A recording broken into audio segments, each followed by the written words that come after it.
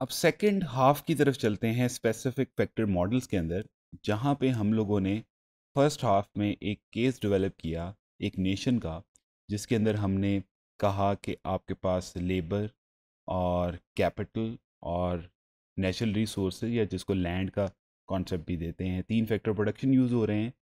और at the same time आपने ये कहा कि लेबर जो है वो मोबाइल है दो पर्टिकुलर इंडस्ट्रीज़ के अंदर या दो चीज़ों की प्रोडक्शन के अंदर, और कैपिटल को आपने कह दिया स्पेसिफिक है, इस वजह से इसका नाम भी स्पेसिफिक फैक्टर मॉडल ही है। और यहाँ पे ये ज्यूम किया गया कि जो कैपिटल है वो स्पेसिफिक है अल्टीमेटली, और जो ट्रेड हो रही है उस कंट्री की with rest of the world या नेशन टू कह लें आप, वो फूड के साथ हो रही है, क्योंकि वो लेबर अबंडेंट कंट्री है, वो फूड बेसिकली बनाता है। तो अल्टीमेटली होगा क्या इसके अंदर, the effect of trade on real wage rate of labour in nation one या जिस नेशन की हम बात कर रहे हैं वो एम्बिगुअस है। अब एम्बिगुअस क्यों कह रहा हूँ मैं सपोज, तो उसकी एक रीज़न है कि आपने ये कहा कि जैसे ही एक्स गुड की डिमांड बढ़ती चली जाएगी तो आपके पास लेबर की भी डिमांड बढ़ती चली जाएगी, और एक्स गुड के अंदर लेबर ज़्यादा यूज़ होती है, इस वजह से लेबर वाई कमोडिटी से निकलेगी और आपके पास एक्स कमोडिटी में जाना शुरू हो जाएगी। तो आपने ये कहा कि वेज तो बढ़ रही है, लेकिन एट द सेम टाइम आपके पास प्राइसेस में भी इजाफा हो रहा है। तो अगर आप देखें P X over P Y जो है वो भी बढ़ रहा है। तो रियल वेज की अगर हम बात करें तो आपके पास रियल वेज बराबर होती थी, जो हम लोगों ने फॉर्मूला देखा था वो था डब्ल्यू ओवर पी के साथ। तो सॉरी रियल वेज, हाँ यस, डब्ल्यू ओवर पी के साथ, कि आपके पास वेज है डिवाइडेड बाय आपके पास प्राइसेस हैं।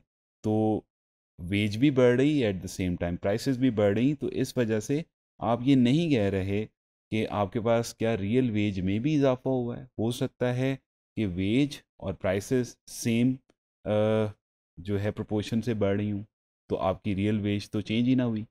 एट द सेम टाइम हो सकता है आपके पास जो वेज में इजाफा हुआ है वो कम हुआ है और प्राइसेस में इजाफा ज़्यादा हो गया है। So in that case once again आपके पास जो केस है वो क्लियर नहीं है बिल्कुल भी। और दोनों केसेस के अंदर बढ़ भी सकती है और कम भी हो सकती है और बराबर भी हो सकती है। तो इस वजह से हम ये कह सकते हैं कि जो रियल वेज है लेबर की नेशन के अंदर, वो जो एक्स चीज़ को बेसिकली बना रहे हैं, वो उनकी जो रियल वेज है वो स्पेसिफिकली आप डिफाइन नहीं कर सकते, उसका इफ़ेक्ट जो होगा वो एम्बिगुअस ही होगा। Nominal wage increase but the price of commodity Y, अब जो declined in nation the W over P increase in terms of commodity Y. अब एक्स चीज़ की प्रोडक्शन में जो लेबर यूज़ हो रही थी तो उनका तो हमने देख लिया। अब वाई में इंटरेस्टिंग फैक्टर आया है, वो ये आया है कि वाई के अंदर जो आपके पास वेज है वो भी इंक्रीज़ हुई है। क्यों इंक्रीज़ हुई है? क्योंकि उन्होंने वाई कमोडिटी प्रोड्यूस करने के लिए जो कैपिटलिस्ट हैं उन्होंने लेबर को थोड़ी सी वेजेस ज़्यादा दी हैं, लेकिन एट द सेम टाइम आपके पास प्राइस जो वाई की है वो नहीं बढ़ी बल्कि वो डिक्लाइन हुई है। तो अगर आप in terms of Y commodity के अंदर अगर आप देखें तो डब्ल्यू ओवर पी जो है वहाँ पे जो है वो बड़ा ही है, क्योंकि डब्ल्यू बढ़ रहा है, न्यूमरेटर बढ़ रहा है और डिनोमिनेटर कम हो रहा है। तो इन दैट केस आपके पास जो रियल वेज की फॉर्म के अंदर अगर आप देखें तो वो इजाफा हो रहा है। with more labor used in the given specific capital in the production of X, the real return on capital in the production of X arises। अब हम बात करते हैं, पहले तो बात हो गई लेबर की कि लेबर के रिटर्न्स कैसे हुए हैं। तो आपने कहा कि जो एक्स पर्टिकुलर बात कर रहे हैं प्रोडक्शन की, वहाँ पे एम्बिगुअस हैं इफेक्ट्स आपके रियल वेज के हिसाब से, और जो वाई कमोडिटी की प्रोडक्शन के अंदर जो वेज है रियल वेज, वो आपने कहा कि बेहतर है या उसको फ़ायदा हुआ है। कैपिटल के साथ क्या केस है वो बड़ा सिंपल सा है कि आपके पास जब ज़्यादा यूज़ होगी labour, capital, fix amount of capital. तो अगर आप देखें तो हमने यही बात की थी जब इस थ्योरी को पढ़ रहे थे, तो हमने ये कहा था कि आपके पास लेबर भी और कैपिटल भी नेशंस के पास फिक्स अमाउंट में अवेलेबल है।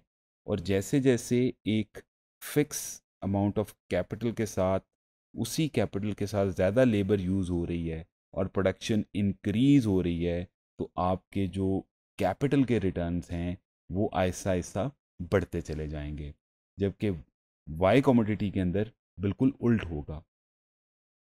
देन इसको अगर हम इन नेटशल इस को देखें कि स्पेसिफिक फैक्टर मॉडल्स को आप इस तरह एक्सप्लेन कर सकते हैं, trade will have an ambiguous effect on the Nations mobile factors. जो हमने कहा था लेबर जो मोबाइल फैक्टर थी उसके ऊपर इफेक्ट एम्बिगुअस हैं। Benefits the immobile factor specific. Immobile factor से मुराद यहाँ पे कैपिटल है।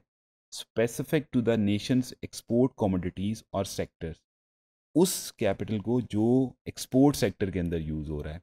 जो आपने एक्स के अंदर देखा कि वहाँ पे कैपिटल को फ़ायदा हो रहा था। क्यों फ़ायदा हो रहा था? कि फ़िक्स अमाउंट ऑफ कैपिटल है, उसके अंदर जितनी लेबर ज़्यादा अब्जॉर्ब हो रही है उतने ही उसके रिटर्न ज़्यादा हो रहे हैं। And harm the immobile factors specific to the nation's import competing commodities और सेक्टर्स।